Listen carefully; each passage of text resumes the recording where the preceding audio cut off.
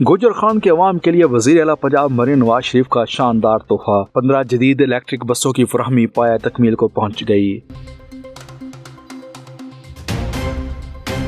گوجر خان سے نعیم کی رپورٹ کے مطابق وزیر اعلیٰ پنجاب مریم نواز شریف کی جانب سے عوام کے لیے بڑی خوشخبری سنا دی گئی۔ وزیر اعلیٰ پنجاب نے گوجر خان کے شہریوں کے لیے 15 جدید اور ماحول دوست الیکٹرک بسوں کا تحفہ دیا ہے۔ ان میں سے 9 بسیں گوجر خان پہنچ چکی ہیں، جبکہ باقی 6 بسیں اگلے دن پہنچنے کی توقع ہے۔